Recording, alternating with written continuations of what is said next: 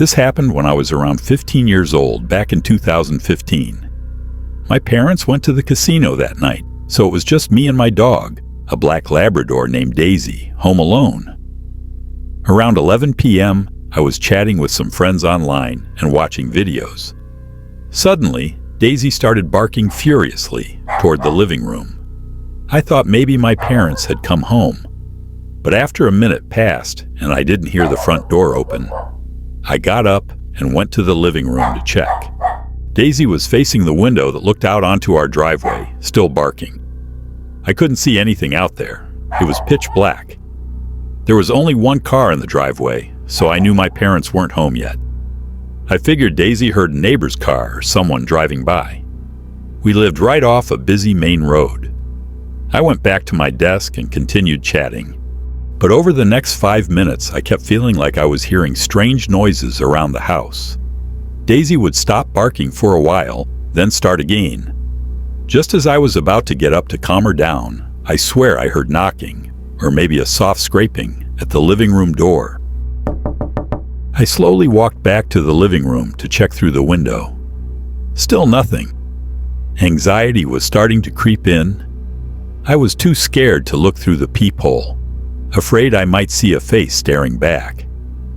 I checked the window one more time. Daisy was still there. I made sure the door was locked, turned around to leave the room, and that's when there was a sudden, loud knock at the side door. My heart was pounding. My mind raced. Were my parents locked out? Was someone trying to break in? Was there more than one person? Before I could gather my thoughts, I heard the doorknob downstairs being jiggled, like someone was trying to open it.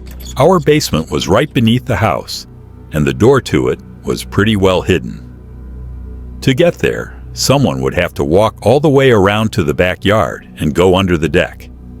You'd either have to know it was there or be looking for it. Daisy started whining and barking louder than before, running from room to room like she was trying to track something. It felt like the entire house was surrounded. The sounds from the basement got louder, like whoever it was had managed to get the door open, then suddenly stopped. My heart dropped. I stood frozen in silence, waiting for the next sound. I couldn't breathe.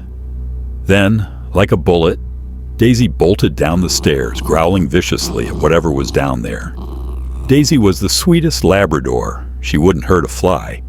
But in that moment, I had never heard her sound so deadly. I think I stood frozen for several minutes.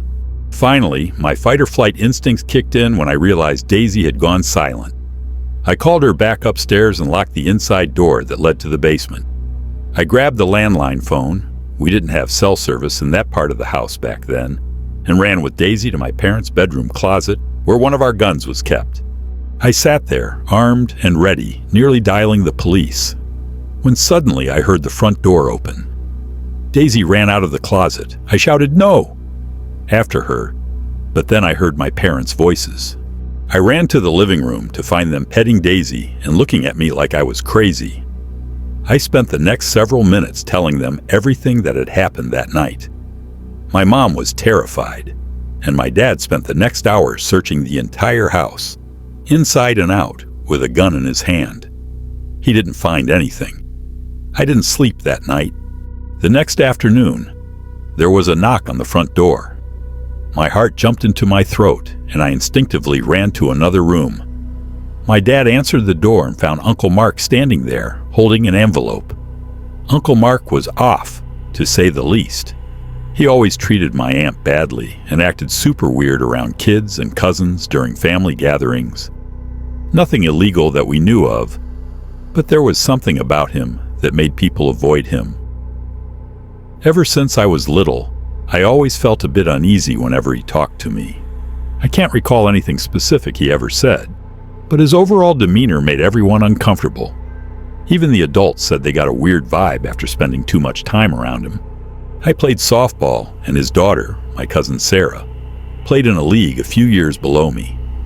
I cared about her and always felt bad that she had such a creepy dad. I would give her tips or help her team practice. I even did some pitching drills with her. My mom and I were eavesdropping from another room and heard Uncle Marc say something like, "I tried to stop by last night to drop it off, but no one seemed to be home." I couldn't hear much more, but not long after that, I heard my dad slam the door. We peeked out and asked what happened.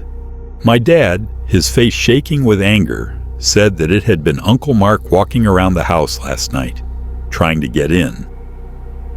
He handed me the envelope, and inside was a card, with a gift card and a note thanking me for helping his daughter with softball practice. A whole night of panic and terror, all because of my creepy uncle. My dad threatened him during that doorway conversation, and after that, we basically never saw him again.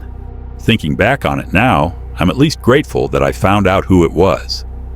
Otherwise, I might have spent years wondering if it was a burglar, a ghost, or something worse. I'm thankful Daisy was there to protect me.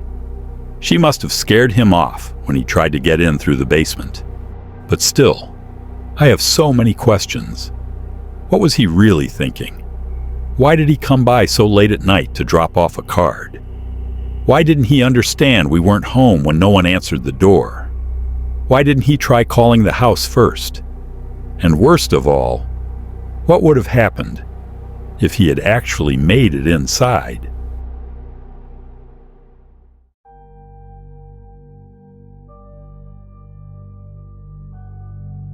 I was 26 years old when I started renting the basement unit in my parents' old house in Albany, New York.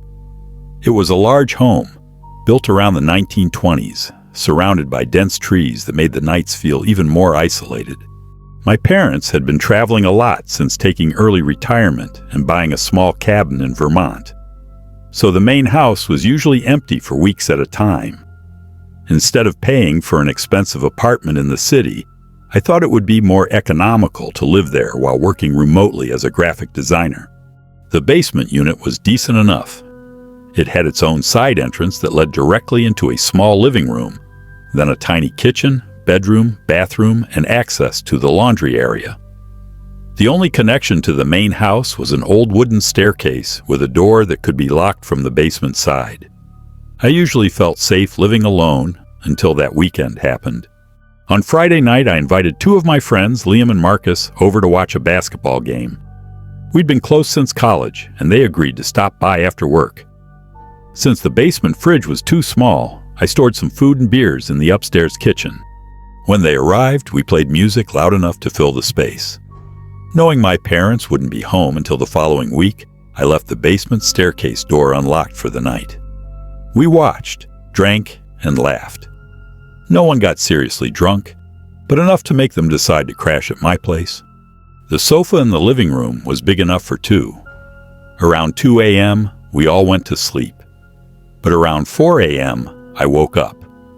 At first, I thought I was dreaming, but the sound was too real, slow, heavy footsteps from the floor above. It sounded like boots pressing into old wood. I stayed frozen in bed, listening. I thought maybe Liam went upstairs for water, but strangely, the steps didn't stop in the kitchen. They kept going slowly, back and forth, down the upstairs hallway. A few minutes later, I heard my bedroom door handle turning softly. Luckily, I always locked it from the inside before sleeping. But still, I stayed frozen. I didn't dare speak.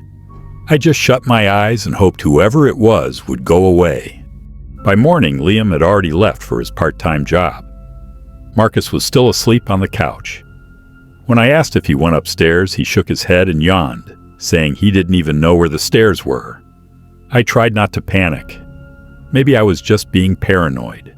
That Saturday afternoon, I went out with another friend to Washington Park and later stopped by Albany's Central Library. The day felt peaceful, but when night came and I returned, the house felt different, too quiet. I cleaned up a bit, then went to my room around 11 p.m. I turned on the TV and watched a documentary until I fell asleep. At 2:17 a.m., I woke up again.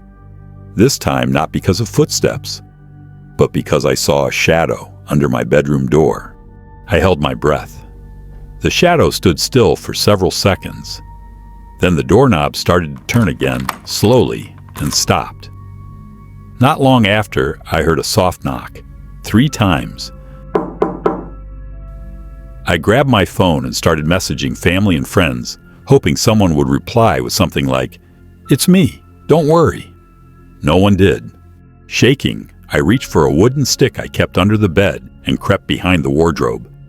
From there, I called 911 and whispered the situation.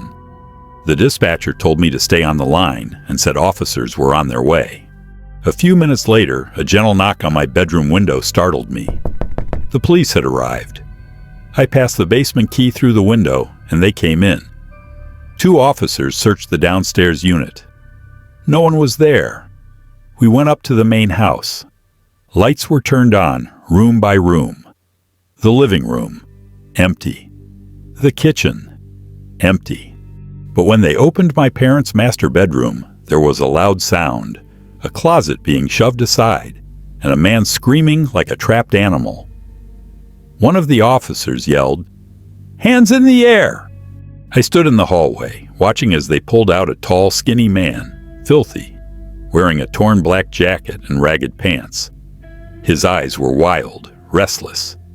He kept staring at me as they led him down the stairs, his expression full of hatred. The police asked if I knew him. I shook my head, mouth dry, heart choking. Later, the officers said the man most likely entered through the unlocked back door upstairs. Or worse, had been hiding inside the house, even before I invited my friends on Friday night.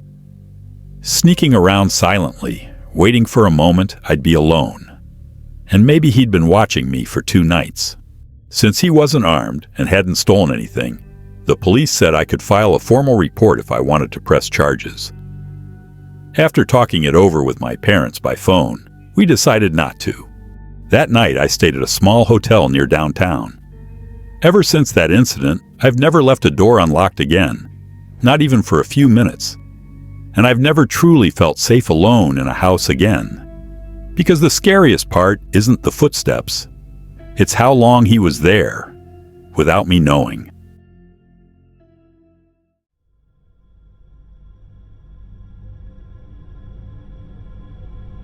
A few years ago, I lived alone in a small apartment in Spokane Valley, Washington, a quiet city not far from Spokane. I had just moved there for my job at a small tech company based downtown. My apartment was located in a somewhat suburban area, not too crowded, surrounded by pine trees, and just a few minutes from the I-90 freeway. The building was old, 3 stories tall, with fading brick walls and narrow hallways that smelled damp, especially after it rained. My unit was on the 2nd floor. 1 bedroom, 1 bathroom, and a small central area connected to the kitchen. There weren't many amenities, but it was comfortable enough for living alone. I liked how quiet it was, and since there were only a dozen or so units, I became familiar with most of the residents. That night it was early autumn. The wind was chilly and the rain had just stopped. Spokane skies are usually clear in the summer, but heavy clouds hung low that evening. I was sitting in the living room, letting the TV play softly. The lights were dimmed, with only a table lamp near the sofa casting light. The wall clock showed 11:45 p.m. Suddenly, I heard a knock at the front door. Slow and hesitant. I froze for a moment. No one ever knocked this late. Usually people would ring the doorbell, not knock. I slowly walked toward the door and asked, "Hello? What is it?"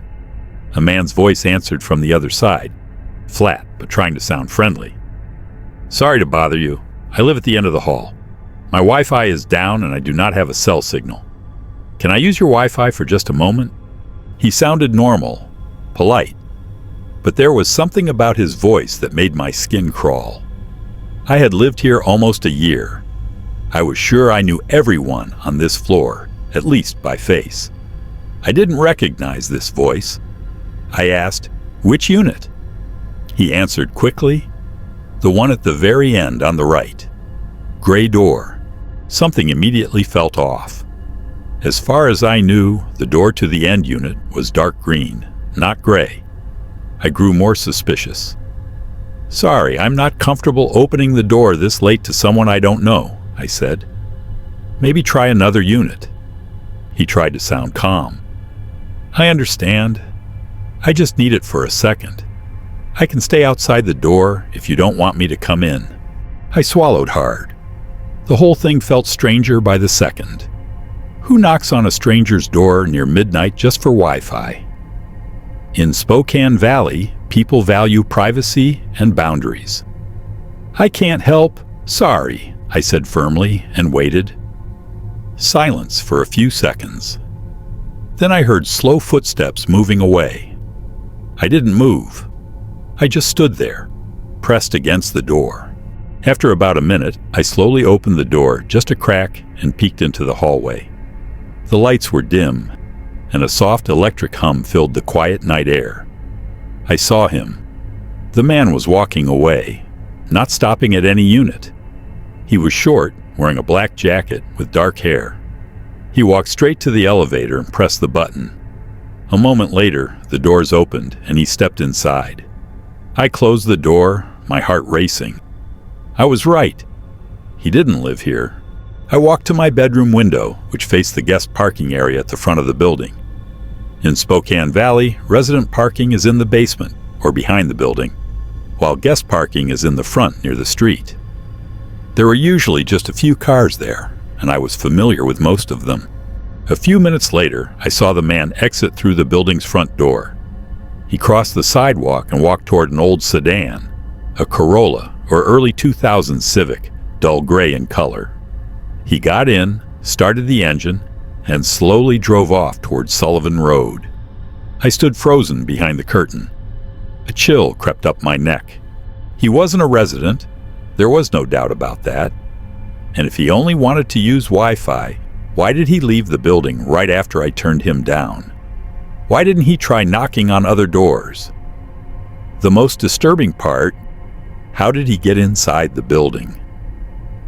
The main entrance locks automatically after 9 p.m.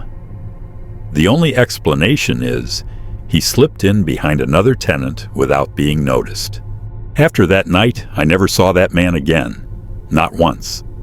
I even asked my two neighbors on the same floor. One is a teacher, the other a retired man. Neither of them had ever seen him before. A few weeks later, the building management put up a new notice. Do not leave the main door open for too long. Always make sure it closes completely. Do not let strangers enter with you. From that moment on, I became much more cautious.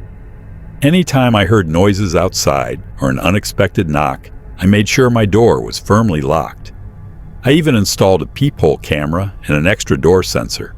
To this day, I still don't know who that man really was, or what he truly wanted, or what might have happened if I had opened the door that night. But what I do know, what I felt so clearly, is one thing. He was not looking for Wi-Fi. He was looking for an open door.